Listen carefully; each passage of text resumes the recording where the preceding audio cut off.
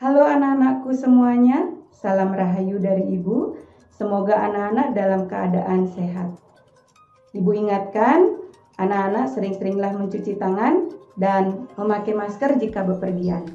Oke anak-anakku semuanya, kita mulai belajar hari ini ya. Simak gambar animasi yang Ibu berikan. Apa sih yang menyebabkan sehingga terjadi perubahan pada peristiwa tersebut? Ya, betul sekali. Karena adanya perubahan kalor. Nah, di sini ada kata kalor. Ternyata tujuan pembelajaran kita hari ini ada kaitannya dengan kalor. Adapun tujuan pembelajaran kita hari ini adalah sebagai berikut.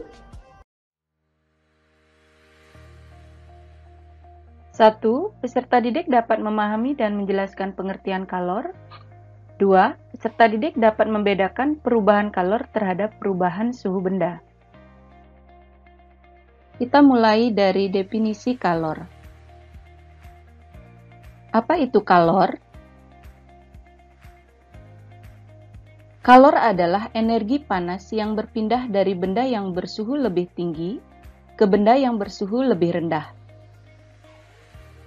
Kalor dilambangkan dengan Q, di mana Q ini dipengaruhi oleh massa, kalor jenis, dan perubahan suhu. Dengan keterangan, Q adalah kalor, satuannya joule. Di sini juga Q bisa satuannya kalori, tergantung dari soal. C adalah kalor jenis, satuannya joule per kilogram derajat Celcius atau kalori per gram derajat Celcius. M adalah massa, satuannya kilogram atau gram. Delta T adalah perubahan suhu, satuannya Kelvin atau derajat Kelvin.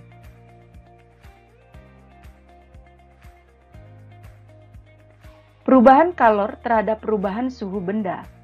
Nah, agar anak-anak lebih memahami materi ini, anak-anak bisa cermati kegiatan praktikum sederhana sebagai berikut.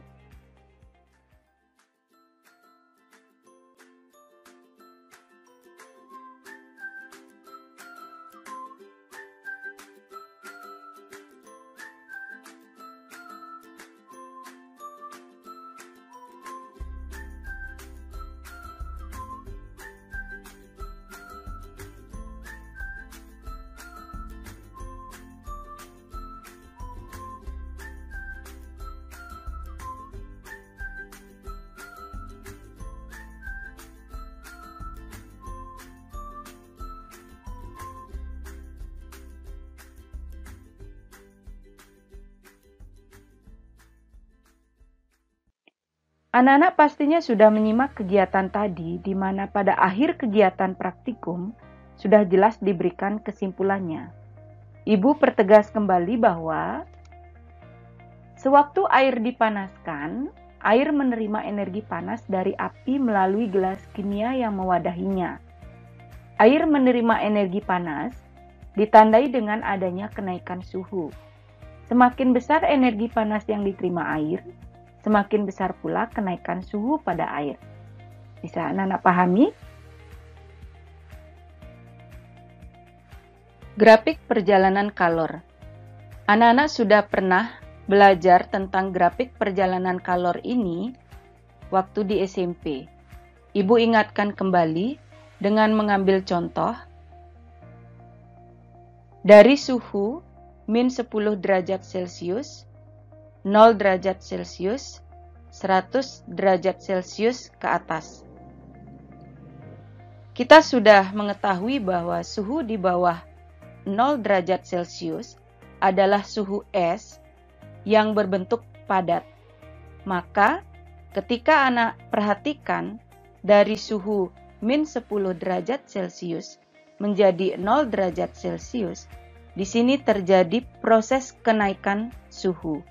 Maka, pada bidang 1, Ibu namakan Q1, dipengaruhi oleh massa, kalor jenis es, dan perubahan suhu. Sedangkan pada proses Q2, di sini terjadi proses perubahan wujud dari padat menjadi cair yang disebut dengan mencair atau melebur. Sehingga Q2 ini hanya dipengaruhi oleh massa dan kalor leburnya. Kembali lagi pada proses Q3, terjadi perubahan kenaikan suhu.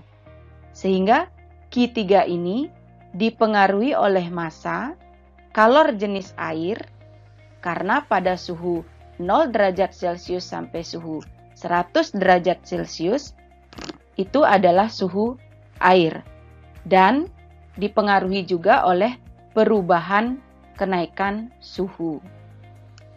Kemudian pada proses Q4 terjadi proses perubahan wujud dari cair menjadi uap yang dinamakan dengan menguap, sehingga Q4 dipengaruhi oleh massa dan kalor uap. Begitu pula pada proses Q5. Pada proses Q5 ini kembali lagi terjadi proses perubahan kenaikan suhu dari 100 derajat Celcius ke atas. Sehingga Q5 ini dipengaruhi oleh massa, kalor jenis uap, dan perubahan kenaikan suhu. Q1 itu M kali CS dikali delta T. Selanjutnya Q2 itu adalah M dikali L. Sedangkan Q3 itu M dikali C air dikali delta T. Kemudian Q4-nya adalah M dikali U. Dan Q5-nya adalah M dikali C uap dikali delta T.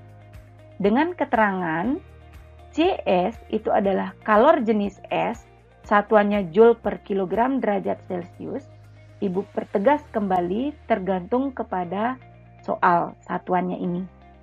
L adalah kalor lebur, satuannya Joule per kilogram. C air adalah kalor jenis air, satuannya Joule per kilogram derajat Celcius. U adalah kalor uap, satuannya Joule per kilogram. C uap adalah kalor jenis uap, satuannya Joule per kilogram derajat Celcius. Bisa dipahami anak-anakku? Oke, agar anak-anak lebih memahami penjelasan ibu tadi, silakan cermati contoh soal sebagai berikut.